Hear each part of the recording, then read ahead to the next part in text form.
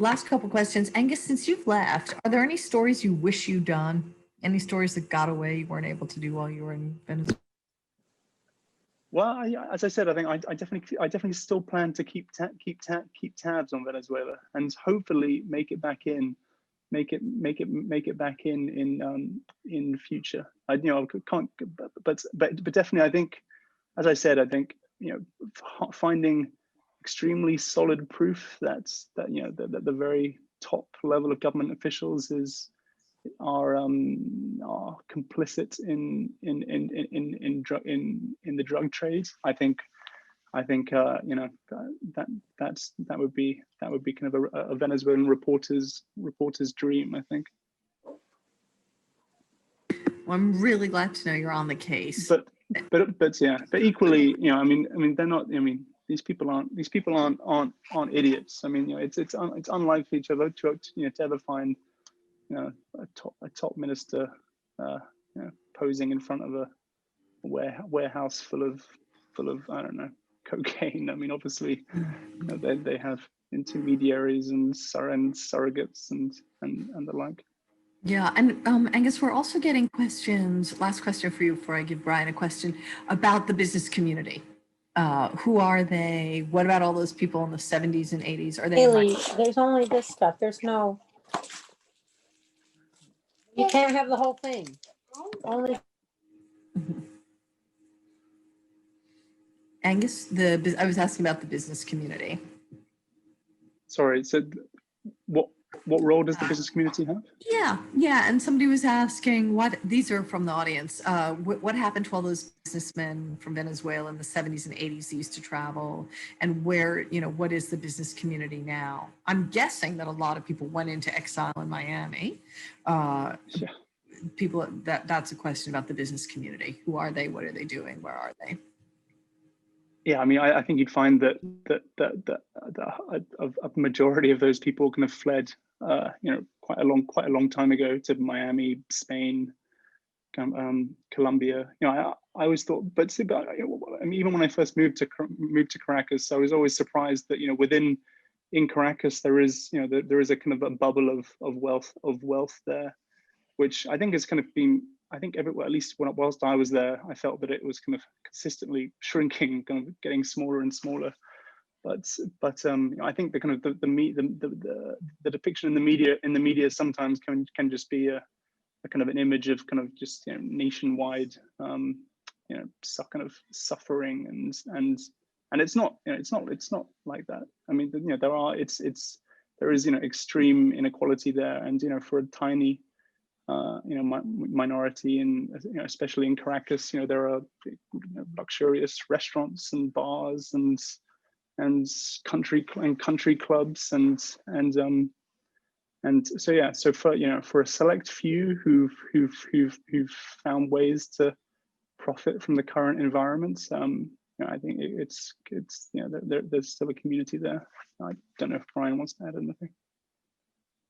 Yeah, I think that's a good way of putting it. There is a new, I would say, emergent business class that some of them are independent entrepreneurs and some of them are people one might suspect to be linked to the government. That's always a difficult thing to report on.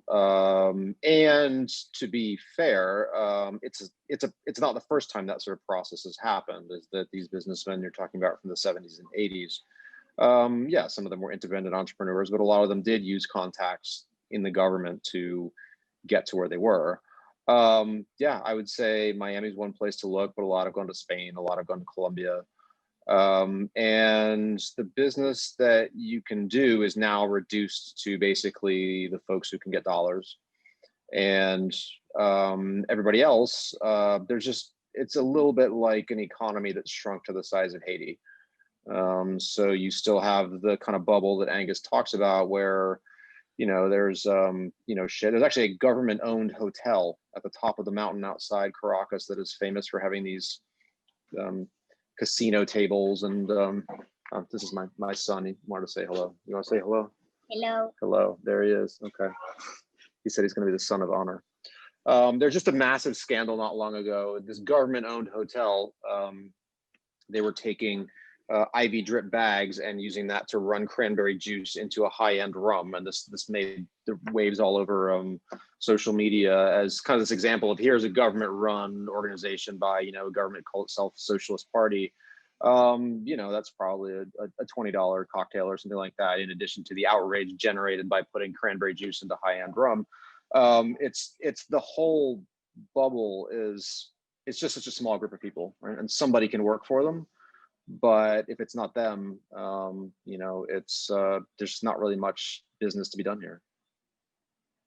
Yeah, I mean, it's a wretched, corrupt regime. I don't know that left or right has even that much to do with it anymore. It seems like it's power and wealth rather than ideology. Does that sound about right? I mean, I think the ideology disappeared quite a while back just because there was not money to finance it anymore. So particularly the process that we saw last year is after these very rigid sort of structures and price controls, and only these people can move hard currency, they sort of pulled the plug on the whole thing. And in some ways it did help, but it also came at a point where the country was so destitute that it's just very hard for that to really take root. And the sanctions do make it difficult. People don't want to do business here.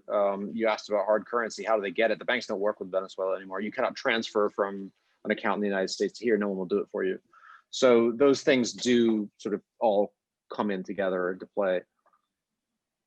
You think there was an optimistic person in the Q&A, and I think we'll make this the last question, saying, will all dictatorships come to an end? How will this end? I don't know that all dictatorships come to an end any longer, more quickly than anything else. I don't know, but I would love to know, obviously you report, not predict, but do you have predictions about where this is going to go or how this will finish? Well, you could have asked this about Omar al-Bashir in Sudan. Why did he last for 35 years and however many years it was? And why did he leave? I'm not an expert on it, but I understand the intelligence officer tapped him on the shoulder and said, Mr. Bashir, this way, please. I think it had to do with there was some international conflicts that came up there. No, I think that's sort of the important thing, and maybe the difficult thing that people have to walk away from is that things don't happen when they should happen. There is not a clear line of if the country gets this bad, then the government will have to. And we've seen this mistake get made over and over again by investors believing something's going to happen, politicians believing something's going to happen, business leaders believing something's going to happen. And what's the catalyst? No, I'm not gonna make a prediction on that. I mean, I certainly hope for better days for the country, but there aren't formulas for this. No, I think that's absolutely right. Again, thinking back to Vietnam, which is obviously in no way comparable, but I remember the World Bank and the IMF saying you're going to run out of foreign currency and you're going to do this, you're going to do that. And none of that happened. They found ways to keep going. And later the World Bank, I remember, said, well, they're muddling through, but they did. They muddled through and they returned to economic growth. I thought this was remarkably interesting. You gave us a real picture of how people are living day to day and that is the difficulties of reporting and documenting what's going on, the sort of sad lack of international attention, I think right now is particularly because of COVID, and the sort of big picture look at who the players are and what's happening. So thank you very much, both of you, for your time. Thanks so much. And yeah, thanks for the Bureau as well, to all the work everyone else did to make these stories happen. Please congratulate your colleagues, definitely. because they did a wonderful job. Really Absolutely. Unforgettable package of stories. Thank you very much.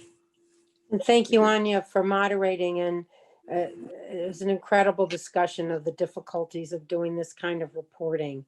And kudos to you for winning your award and continuing to move on and doing more of similar reporting. Thank you. Thank you. Thanks very much.